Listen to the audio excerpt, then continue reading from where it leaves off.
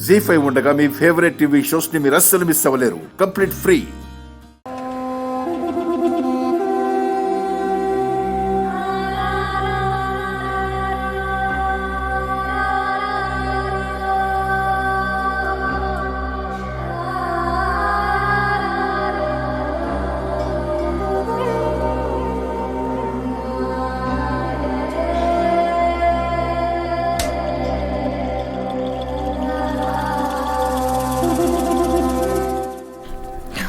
సుధీర్, అంతా సిద్ధమేనా?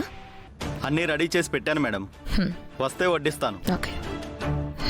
ఏంట్రా అంత డల్గా ఉన్నావు? లక్ష్మీవదిన ఇంటి బయటే ఉన్నారు కదమ్మా. ఏమిచ్చినా తిన్నంటున్నారు, తాగనంటున్నారు. అందుకే కొంచెం బాధగా ఉంది. ఆకలేస్తే ఆవిడ గారే తింటారులే. ముందు వెళ్ళి అందరినీ భోజనానికి రమ్మని చెప్పు. సరేనమ్మా. పెద్దమ్మ గారు, డిన్నర్కి అన్నీ రెడీ చేసి పెట్టాను, రండి. నాకేమీ ఆకలిగా లేదురా. సార్, మీరు వివేక్ భయ్యా, మీరైనా రండి. నాకు కూడా ఆకలిగా లేదురా. బామ్మగారు, మీరెందుకు ఆకలిగా లేదంటున్నారో నాకు అర్థమైంది. దయచేసి నా గురించి ఆలోచించకండి. మీరు భోంచేసి టాబ్లెట్లు వేసుకోవాలి. ఆ విషయం మర్చిపోతున్నారు. వెళ్ళి తినండి. నువ్విలా తినకుండా తాగకుండా ఉంటే నన్ను మాత్రం సంతోషంగా వెళ్ళి తినమంటావా? మీరు టైంకి టాబ్లెట్స్ వేసుకోకపోతే మళ్ళీ చాలా ఇబ్బంది పడిపోతారు. నువ్వెన్నైనా చెప్పు లక్ష్మి, నువ్వు తినే వరకు మేం కూడా తినం.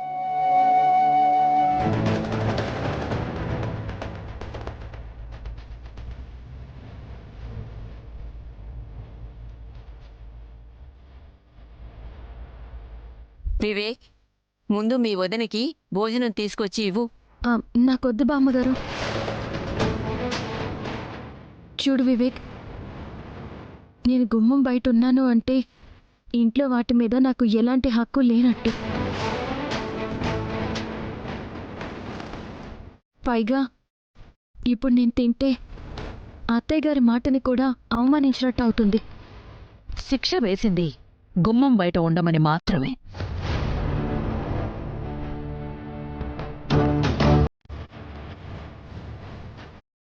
గొంతు తడుపుకోవద్దు అనలేదు, కడుపు మార్చుకోమని చెప్పలేదు. ఏదైతేనే అత్తయ్య గారు, మీకు కోపం వచ్చింది. ఆ కోపాన్ని నేను భరిస్తాను. మీరు నాకు ఒక శిక్ష వేశారు, దాన్ని సంతోషంగా స్వీకరిస్తాను.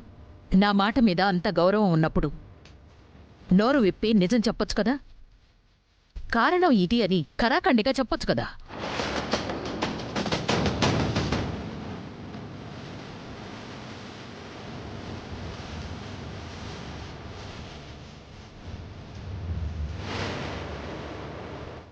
మామ్, తనకి చెప్పాలనిపించినప్పుడే చెప్తుందిలే. చూడండి, లక్ష్మి తప్పు చేసింది కాబట్టి శిక్ష అనుభవిస్తోంది. తనతో పాటు అందరూ కడుపులు మార్చుకోనవసరం లేదు. అందరూ డైనింగ్ టేబుల్ దగ్గరికి రండి. నువ్వు వెళ్ళి తినలే అరవిందా, నాకు పెద్ద ఆకలిగా లేదు. మావయ్య గారు, మీరు కూడా ఏంటిలా? దయచేసి నా గురించి ఎవరు ఆలోచించొద్దు. నా గురించి ఆలోచించి మీరెవరు భోంచేయకపోతే నా మీదొట్టే.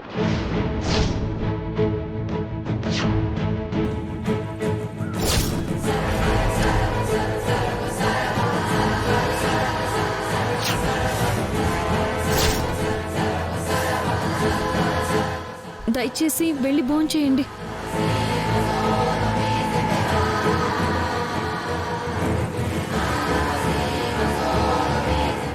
చెప్తున్నాను కదా, ఒకరి గురించి అందరూ కడుపులు మార్చుకోవాల్సిన అవసరం లేదు. అందరూ వచ్చి భోంచేయండి.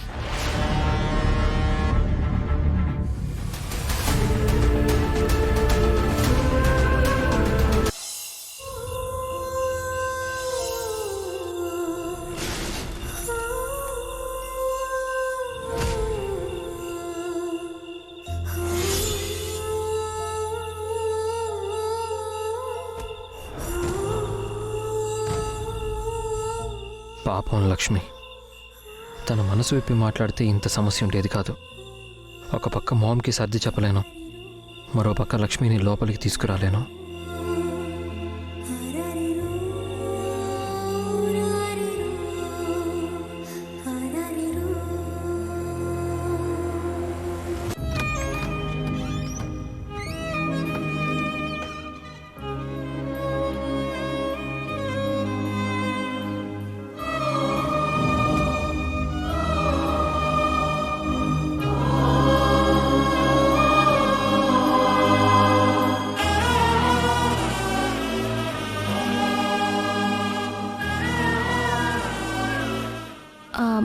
మీరేంటండి ఇక్కడ? నా అర్ధాంగి అర్ధరాత్రి ఒంటరిగా ఇక్కడ అవస్థ పడుతూ ఉంటే నేను మాత్రం లోపల నిశ్చింతగా పడుకోగలనా? అలా అని నాతో పాటు రాత్రంతా మీరు కూడా ఇక్కడే ఉంటారా ఏంటి? ఉంటే తప్పేముంది? కొంప తీసి అలాంటి పనులేమి చేయకండి. అసలే చల్లగా ఉంది, మళ్ళీ మీకు జలుబు చేస్తుంది. చల్లగా నీకు లేదా? జలుబు నీకు రాదా? నాకంటే అత్తయ్య గారు పనిష్మెంట్ వేశారు కాబట్టి ఇక్కడున్నాను. మీకెందుకు? మీకేం పనిష్మెంట్ ఉంది? నీతో ఇలా ఉండడానికి పర్మిషన్ ఉండనవసరం ఏం లేదు. నీకు నాకు ఉన్న హస్బెండ్ అండ్ వైఫ్ రిలేషన్ చాలు.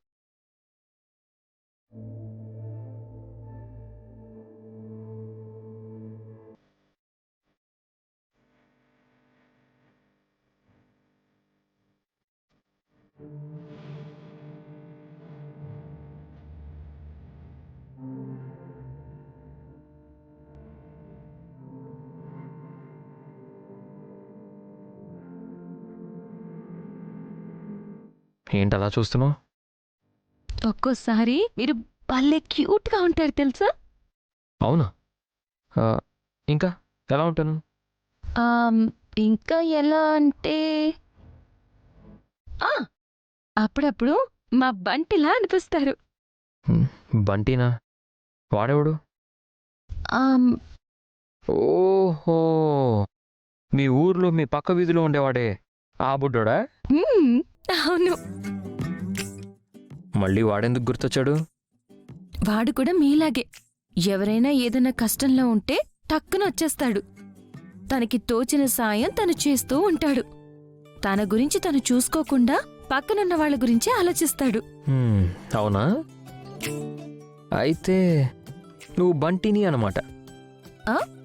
బంటినీనా? అదేంటి? బంటికి ఫిమేల్ వెర్షన్. నేను బంటి అయితే నువ్వు బంటిని.